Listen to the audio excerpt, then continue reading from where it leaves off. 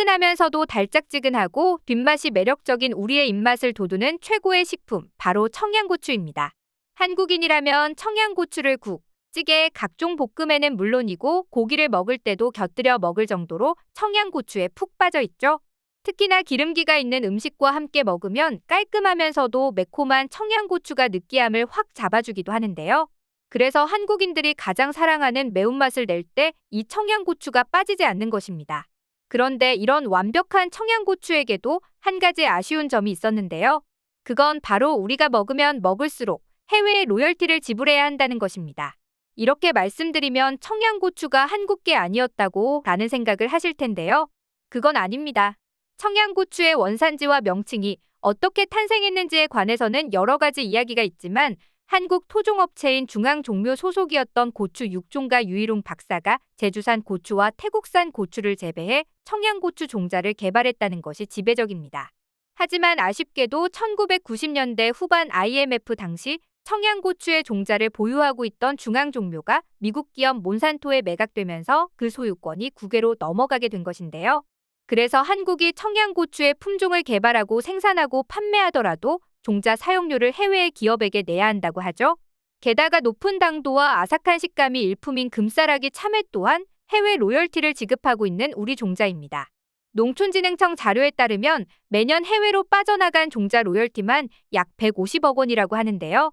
거기에 이상기후와 식량 부족으로 세계 식량 가격은 꾸준히 상승 중이기 때문에 앞으로는 종자 전쟁이라는 단어까지 생길 정도로 종자 산업에 대한 종자 주권이 중요해지고 있습니다. 이제는 농업 생산의 핵심인 종자는 국가나 기업의 경쟁력이 되어가고 있는 것인데요. 물론 한국은 산지 면적 비율이 국토 전체 면적의 3분의 1을 차지하고 평지가 작아 농업을 할 수 있는 땅 자체가 부족한 편이긴 합니다. 하지만 네덜란드의 경우에는 남한 면적의 절반도 채 되지 않으면서 세계적인 농업 강국이 된 것으로 미루어 보아 한국도 충분히 가능한 이야기입니다. 네덜란드의 경우에는 종자 개발 연구에 힘써온 덕분이라고 볼 수 있는데요. 한국의 경우에는 IT, 반도체, 자동차 등 각종 첨단 산업에 집중해 이 같은 분야에서는 높은 위치에 있지만 종자 개발이나 종자 국산화에는 관심이 미미한 것도 사실입니다.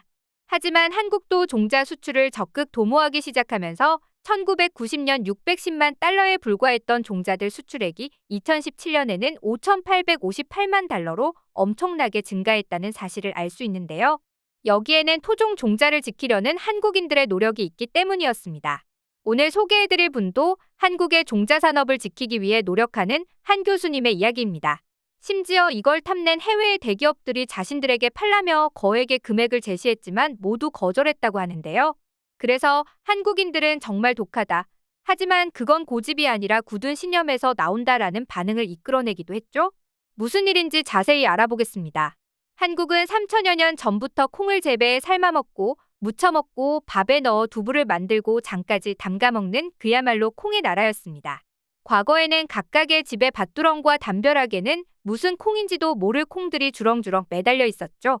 하지만 2018년 기준 한국의 쌀 자급률은 100%가 넘으면서도 콩 자급률은 6%밖에 되지 않는다고 하는데요. 1940년대까지만 해도 최대 콩 생산지였던 한국이 어쩌다 이렇게 된 것일까요? 이런 상황 속에서 중국은 콩의 역사를 바꾸려고 콩의 원산지가 중국이라고 주장하고 있습니다.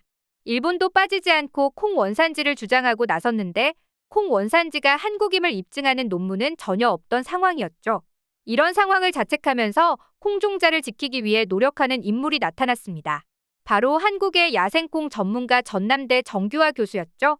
그는 야생콩 종자를 모으기 위해 외딴 섬 깊은 산 곳곳까지 가보는 것은 물론 목숨이 위태로운 순간까지 있었지만 그 위기를 넘겨가며 무려 30년 동안 7,000점의 콩 종자를 모았다고 합니다. 게다가 어려움은 이뿐만이 아니었습니다. 종자 산업의 경우에는 10년 이상의 연구가 필요하기도 하고 야생콩 수집은 당장에는 돈이 안 되는 그야말로 미래를 봐야 하는 산업이기 때문에 학교는 물론 정부 차원의 연구비 지원도 거의 없었다고 합니다.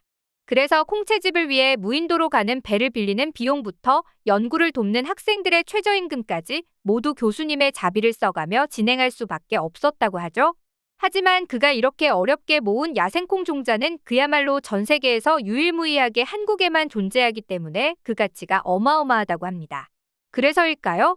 2005년 미국 국립대두연구센터의 종자관리 책임자이며 미 농무성 고위 관리인 레이슨 교수는 정 교수가 25년간 수집한 한국의 야생콩을 미국으로 가져와 공동 연구를 하자고 제안했다고 합니다.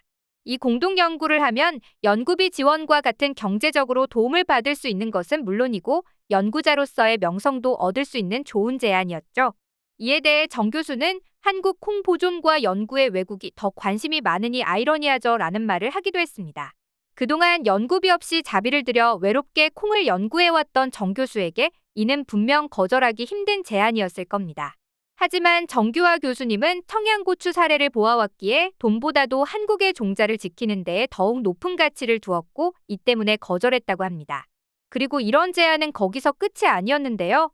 몬산토에 이어 세계 2위의 종자 회사인 파이어오니 또한 정 교수가 보유한 종자 중 병충해 저항성이 큰 종자를 선택하며 함께 품종 개량을 하면 전체 판매량의 10%를 주겠다는 제안이었죠. 이는 무려 40억 원에 달하는 제안이었습니다. 하지만 정규화 교수님은 내가 판 야생 콩으로 외국 기업이 종자를 개발하면 당연히 특허를 낼 것이고 그러면 우리 농민들은 돈을 내고 한국 토종 종자를 사야 한다. 그래서 파이오니어의 제안을 거절했다라고 말했죠. 그럼 이쯤에서 왜 미국은 한국의 야생콩 종자에 관심을 보이는지 알아봐야 할 필요가 있습니다. 미국은 세계 최대 콩 생산국이 맞지만 콩에 생기는 곰팡이나 녹병을 잡지 못해 생산량이 6%나 감소하고 있었는데요. 이를 해결하기 위해서는 병해충에 대한 저항성 품종을 개발해야 했고 이를 위해 정 교수가 가진 종자가 필요했기 때문입니다. 처음에는 미국도 자신들이 가진 유전자 변형 기술을 이용해 해결해보려 했지만 금방 한계에 봉착했다는데요. 아무리 유전자 편집을 한다 해도 절대적으로 중요한 것은 본래의 유전자원이기 때문이었죠.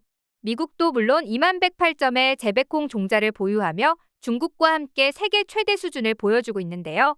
문제는 원시 유전자원이 담겨있는 야생콩 종자는 1181점에 불과하다는 점이었죠. 그래서 미국은 정 교수가 가진 7천여 종의 야생콩 종자에 집착하고 있는 것이었습니다. 다행히 이제는 정규화 교수님도 외로운 싸움을 하지 않게 되었다는데요. 최근 그에게 해외가 아닌 국내 대기업, 지역 기업들의 연구 지원 제의가 쏟아지면서 한국의 콩을 지킬 수 있게 되었기 때문입니다.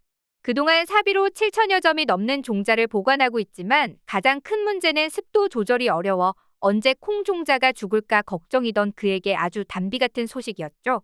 제안해온 기업 중 일부는 돈이 얼마가 들어도 상관없으니 원하는 것을 이야기해달라고 할 정도다. 국제 공동연구도 진행한 경험이 있기 때문에 논의되는 지원대로면 해외 유수의 연구소에 수천억 원이 들어가는 연구와 비슷한 성과를 낼 수 있다. 더 중요한 점은 지금 기반을 잘 닦아두면 후세대 연구자들이 어려운 야생, 토종 콩 연구를 이어나갈 수 있다. 정규화 교수님을 지켜보고 있자면 농부는 굶어 죽어도 씨앗은 베고 죽는다라는 말이 절로 떠오르는데요. 전 세계가 종자산업 주도권 확보를 위해 소리 없는 전쟁을 치르고 있는 지금 이런 분들의 희생과 노력들이 모여 한국은 종자산업에 있어서 로열티를 주는 나라에서 로열티를 받는 나라로 변신해가고 있는데요. 희생에 있어서 가장 힘든 것은 아무도 알아주지 않는 것이겠죠.